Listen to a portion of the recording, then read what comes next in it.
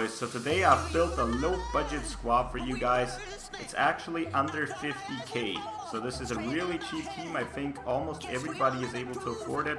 If you can't afford it now, I think you have to use like maybe $15 or something, or play some games, because along with the quick sale value you're gonna get it. And 50k only from the last price is sold. So if you wait a little bit until somebody gets cheaper, or you get a steal on somebody, you will even get it cheaper. I just looked at the last prices sold and it was like 45k. So you can also put team changes on there. You can also put the coach on there too, maybe another goaltender or change a player out.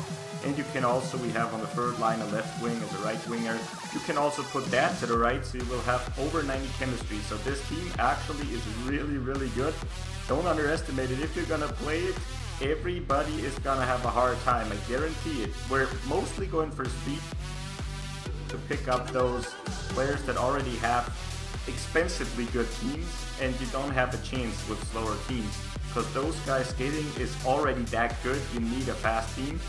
We're not only for the speed, we're also having some really decent shooting hands on those players. So let's just start off with line number 1. Actually, before we do, I would highly appreciate if you guys could leave a like rating, follow me on Twitter, and maybe subscribe to the channel if you're really interested. But that's for that, and now let's just start with the team. First line, Matt Zuccarello. That guy has incredibly high stats for some reason. 89 skating, 86 shooting, 88 hands is amazing for an 85 overall player. This guy is an offensive machine, dude. He can also back check really well. I mean, his defensive stats are not that good, but that guy is a monster. Alex Galchenyuk on the other side, not as fast. Good on the puck though, really like to play with him. Yakupov again, just a really speedy player that can really do some nice shooting. All those stats are fucking great. So the first line, it's mostly a good overall stats line. Let's move on to the second line here. Mika Zibanejad, one of the best underrated centers in the game for sure. He is way better than his stats look. I don't know why that is the case, but it's just the way it is. Mike Camilleri, as always in every game, one of the best players, and I still call it. You probably want to have Camilleri in your team over, and this sounds really stupid, but that's the way it is, over a Crosby or some else motherfucking left-handed shooter. Because I tend, if I cross-crease the pass, Crosby's gonna hit the post 8 out of 10 shots for some fucking reason, and I don't know why.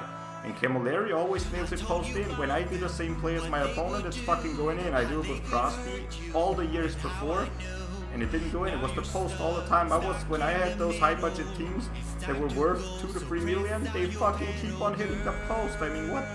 Their shooting is so exact that they, I don't know, maybe that's just me and I'm talking shit, but I felt this every year, so I just wanted to put that out. For sure, everybody wants to have a Crosby in his team, don't get me wrong, but still I think on some points those lower end cards are even better. Thomas Tatar, just to finish that line off, I was also looking for a two-way forward so we could get good line chemistry on that. Next line is just pace whoring for the finest. Carl Hagelin, Cogliano, and Kadri. For some reason, Hagelin has amazing shooting. 84 is not reflecting his shot at all. If he gets a one-timer, that's a beast of a shot. Works really well. Kadri, most of you have to tie up your opponents on the face-up though. I don't know why, that's just me. And Cogliano with that speed, I mean, you're just rushing. Go straight for the net. You can also play this kind of team if you're sitting back a little bit. I mean, I don't want to encourage people to play the trap, but you can do it really well with this team. Fourth line, Jeff Skinner, one of the best low-rated players, as we have on the other side, Camilleri. 88 skating, 85 shooting, 85 hands. He's a little bit underrated this year, but I don't know why. He was like an 86 last year. Not sure about that anymore. Kuznetsov, really nice stats as well, good high overall. We have 2 snipers on this line, 1 playmaker. How is this guy called? Enders, or how is Elias Linton? Holy shit, I don't know shit about that guy. He's fucking great. Probably the best, cheapest player you can get on the market. Let's move on to the fence so we can finish off this video. Don't wanna waste a lot. Jay Bouwmeester, just great skating, has been good all the years before. He got downgraded a lot, but still, he's a fucking great defenseman. In net, it doesn't really matter. I put Andrei Pavlik because I've been playing against players, and Pavlik was just incredibly good. As a backup, we have Robin Leonard, which has also been robbing me all day long. Jacob Trouba just to finish in with Pavlik and the chemistry, also two-way defenseman. I tried to get the best chemistry for you guys out of this as we can.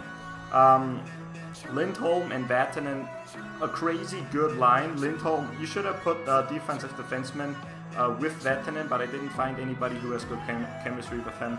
So I used Lindholm as a two-way defenseman, mostly to stay back. Vatanen is a fucking god. His hands are crazy, 89 hands. That's almost an offensive guy's hands, and he's got good skating as well. And on our last line, Morgan Rielly as an offensive defenseman, and I didn't know who to put in there, but I was looking for a defensive defenseman, not too expensive and really good defensive stats. That's Dan Girardi. You definitely want to have that guy on your PK line. So yeah, hope you guys appreciate it. Again, if you could subscribe or spread out this video, this would be fucking great. I hope you guys have a great and wonderful day. Bye.